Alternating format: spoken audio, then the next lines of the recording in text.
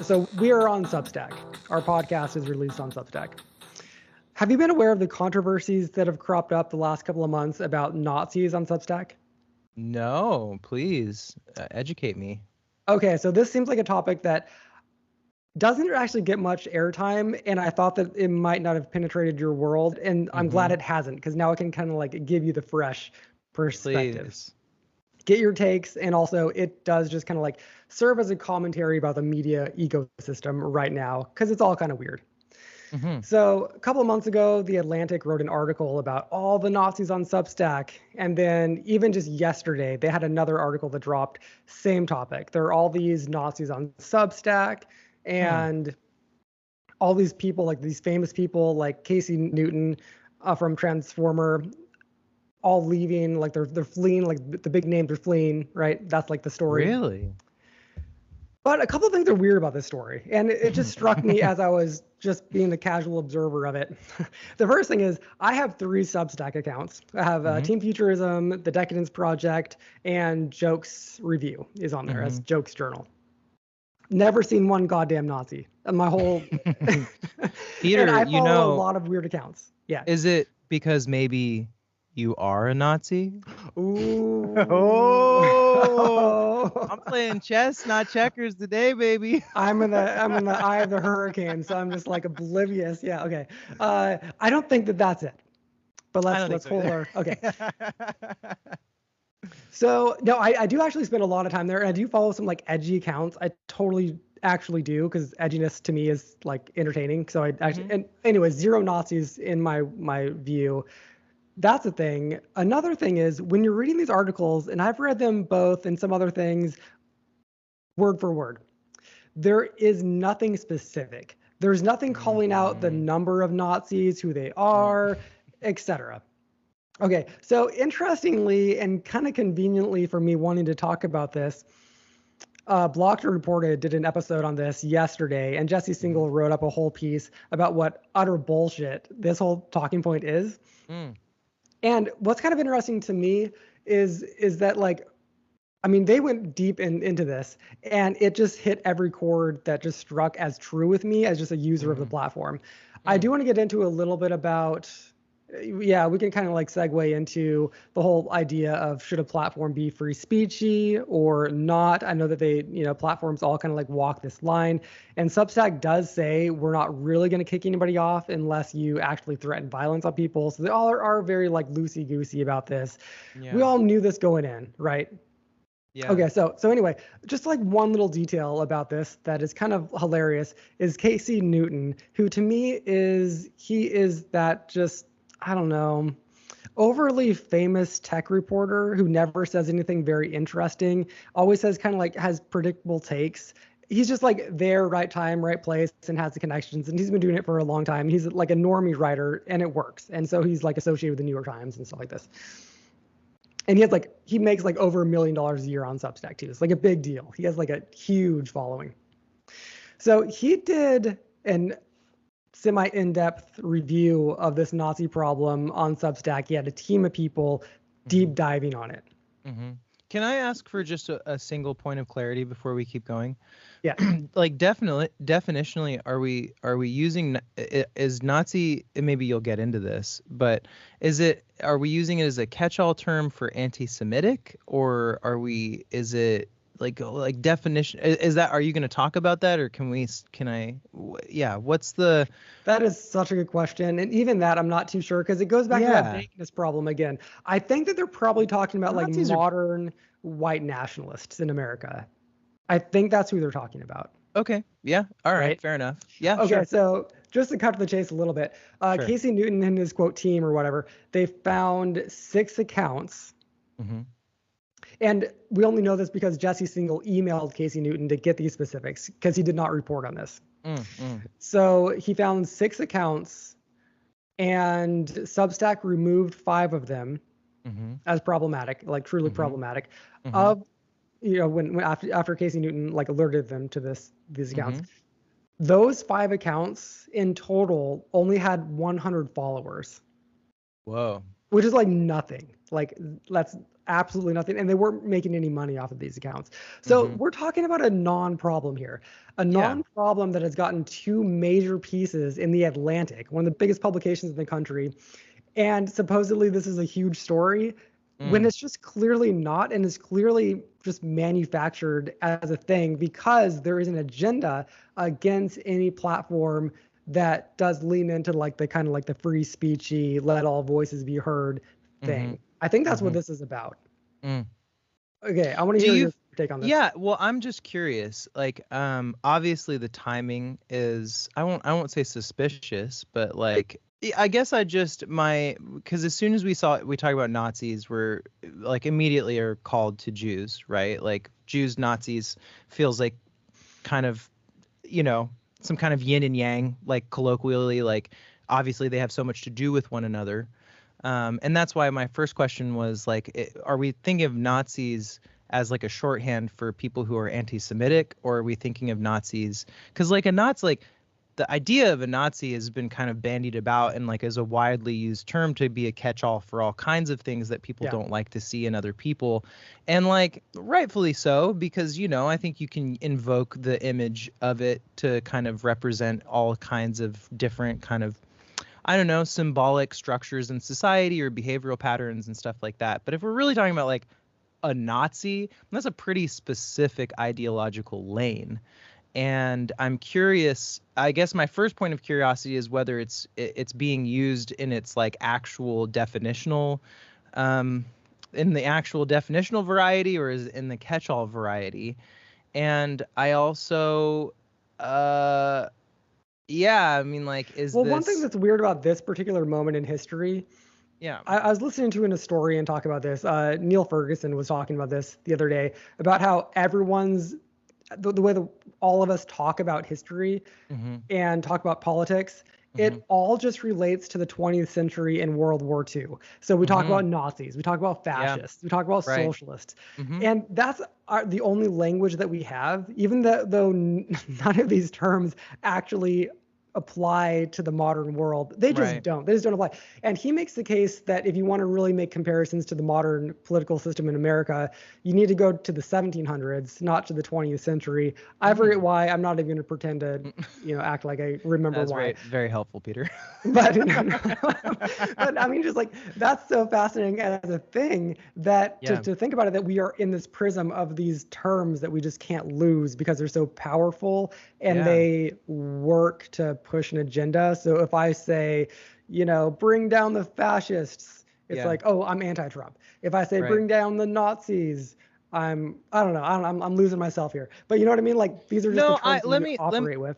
Let me try to re-clarify kind of, because I'm trying to think of what it is that I'm actually trying to get at here. And I think what I'm trying to get at is that what I see right now, and I think this is okay to say, is that Jews right now have a big voice, right? Like the Jewish population is a very small percentage of any population. And but they've got an outsized voice at the moment because they're in the cultural spotlight. That was my question. Is like, is this being brought into the spotlight because Nazism, white nationalism, and potentially anti-Zionism and Zionism, like a lot of this stuff is converging over a set of terminology that is weak in describing all of what's happening. So a lot of stuff's kind of getting converged together. Like in my mind, the first thing I think is like being an anti-Zionist is now conflated with being anti-Semitic. You know what I mean? And it's like I'm just seeing a lot of these terms, whether through like subterfuge or whether through like intentional marketing or whether just through the accident of language, we're seeing this convergence of terms. And Nazism is one of those things that I've seen that is like it's like a hopper that people just keep feeding different ideas into and like kind of trying to brand it as Nazism. I the only reason I think that it's not relevant, I could totally be wrong. You might totally be right about this. I'm just curious. Yeah, the reason why I think that it's not is that I do think that the whole like Nazism thing of Nazis bad, if there are Nazis on this platform, that is bad, and we have to make this platform bend over backwards. We're fleeing it. That's been going on for half a decade now or longer. True. Yeah. I mean, this hit Facebook, No, this that's hit that's Twitter true. hard, way pre Elon Musk. This was a huge Twitter story. Mm-hmm. So I think that I don't know. I think that that's maybe not the case in this case. I think that, I mean, in my opinion, it all just comes down to lefties, ourselves included, but I think that not necessarily in this case, lefties who have that strong moral sense about like needing to project to the world how like morally righteous they are, and maybe even their income depends on it if you're a lefty journalist. I think that it is to your benefit to just simply write stories about all the naughty, wrong think people on this platform, and then leave that platform all in a huff, take your followers with you. And as Jesse Singal pointed out about Casey Newton, Substack takes a 10% cut off of your earnings on that platform. Casey Newton went to this platform called Ghost, which is open source, which means that, like, among other things, anyone can do it, including all the Nazis in the world can totally use that platform.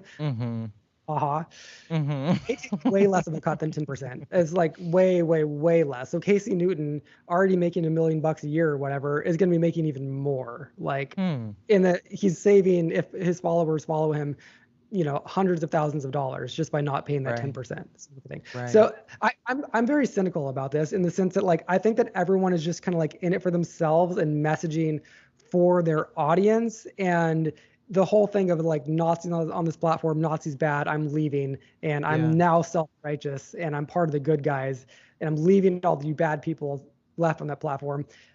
That, I think, is just a game that we now see people playing nonstop, like over and over and over again. And it's a dangerous game. Like, it's interesting. I as someone, I studied linguistics in college, and that's something that I've always been deeply fascinated in, and I'm pretty like availed of the science of linguistics. And I am always chagrined to see people using terms like Nazi irresponsibly, because it does mean something. And the more we kind of use these terms as catch-alls and are lazy about being specific around the ways that we're describing people, the less important those words get.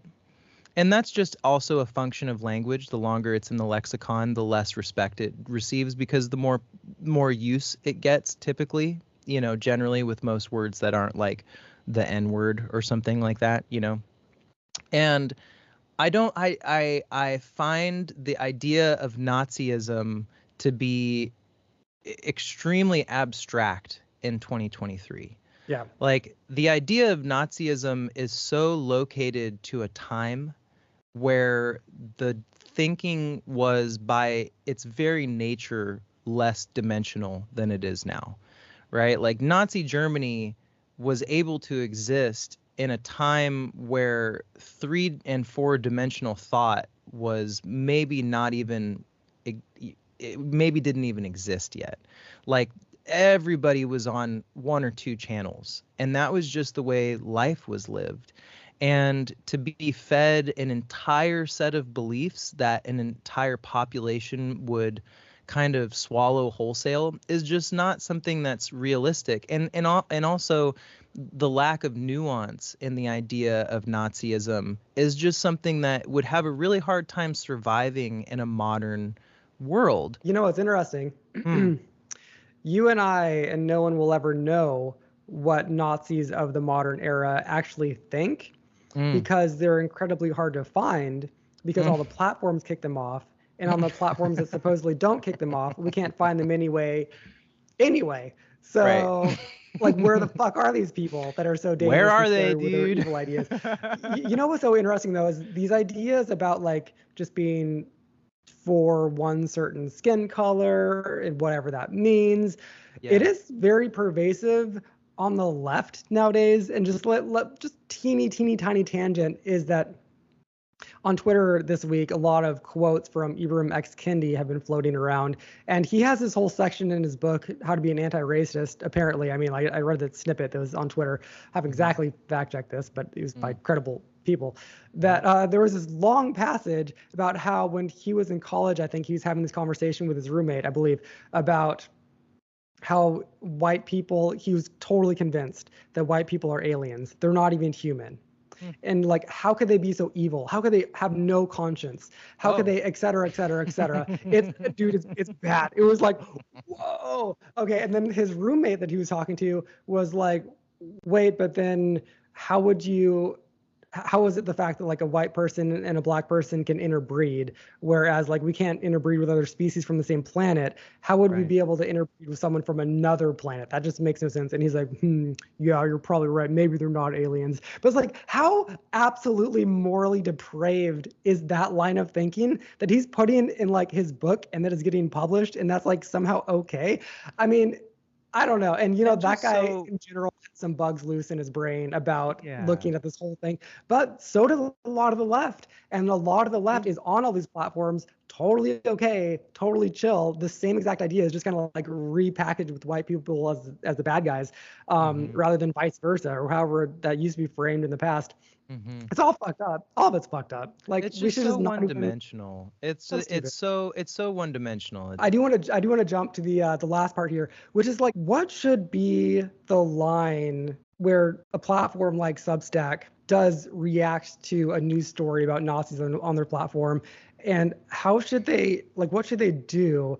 Because I know that they want to lean into just a policy of basically like the First Amendment sort of a thing, right? Yeah. But you can say mean things, you can say nasty things, you can say bigoted things. That's totally okay. But, and I know that like they just want to make money, right? At some certain basic level, they're just going to walk that line that's going to make most of their people happy and like keep their business afloat. But yeah, I mean, what's your instinct about that? I think we've had this conversation before, and I think I still kind of am in the same place where philosophically I have no line. And I think, you can hate me for that if you want, because I think thought crime I am so attuned to the danger of thought crime. And maybe it's because like the books that affected me the most were books that dealt with the danger of thought crime. And I believe that as soon as you criminalize thought, you've done something fundamental to the human experience that is unacceptable. Because I think we're all here to live different experiences. And for you to police someone else's experience in as much as it exists in their own mind is inappropriate and is totally out of bounds, because there's all kinds of people from every different race, class that have depraved thoughts of every different variety. It's like, now, as soon as it migrates its way out into physical reality, then I think we have a responsibility. That's why we have laws. For a platform, though, that is facilitating conversation between groups and people, I find that I think people's real problem is the fragility of society. It's not the structures that are spreading these messages. I think people are deeply terrified that there's enough people that would resonate with the message. And it's like, you can police the vehicle of expression, but if we live in a mentally weak society that could be overtaken by, fascist or Naziist ideas, that's a deeper problem that has deeper roots than the method of delivery. Does that make sense? Yeah, I think I largely agree. The only thing that really makes me nervous in this conversation is the reality that platforms oftentimes will promote the most outrageous content because it's so easy to monetize. Right. And that's where, I mean, if I were one of these social media companies, I would probably lean into like the ethos that you're talking about, like let all voices be heard. But I would do the thing that people call out as kind of like shadow banning, of I would just not let certain voices get that algorithm behind them to, and that's where, because I would still have to draw some lines there, right? About like, where do I cut off the algorithm from applying to like which topics? Because I know that this was such a heated thing about like the vaccines, et cetera. Right. I don't know. I mean, like I would be pretty lax on it, I feel like, but I could see how that could become a problem. It's interesting that Substack does totally disallow pornography, and that's just Hmm. because it is such a can of worms for them that they just like that's a red line, just like Sure. no pornography, none. That Yeah. makes it really easy, and maybe you could do that for other topics as well that That are might just be a too hot nice. buttony. But Yeah. yeah, Yeah. Yeah, I mean, yeah, just isolating the core values of a platform might be more useful than litigating the idea of free speech. It's like maybe if we had more platforms that had more diverse and clarified sets of values, that would be more valuable to the ecosystem of ideas in general. Like if you had a platform that was like, all right, we don't allow political speech on our platform, but everything else is cool. Okay, yeah. we have a platform where you only get to say nice things, and all the people who just want to hear nice things can go there. And then there's platforms where you can say whatever the fuck you want, and there's all kinds of dangerous, gross, evil people with bad ideas there. And it's like you can't suppress people's ability to think this stuff. I always thought it was interesting when Jack Dorsey was the head of Twitter. He always had this idea that he would make two Wild West Twitters. Twitter. Yeah, Yeah. Wild West Twitter. Yeah, Yeah. and he never did it, but that Mhm. would have been interesting, and I would Mhm. have been so curious to see how many people signed up for the Wild West version. I mean, compared to like the safer version. I do Yeah. know that the safer version of any platform is easier to get advertisers onto for a lot of obvious reasons that we've talked Right. about before. So the business incentive probably is to, I don't know, like do that line really carefully so that you get some of that. Compartmentalize it. Yeah. It's like have a platform that is only for political speech. Have a platform that disallows political speech. Start compartmentalizing them down into more discrete Boy, the most applications. boring normie people would be on the platform against political speech. This is why Twitter is Of still fun because course. you still get all the wackadoos on there. Yeah, Uh, I think we just have an overly consolidated media ecosystem right now. And that's because we're not great at inventing new things. We're really good at iterating on previous inventions.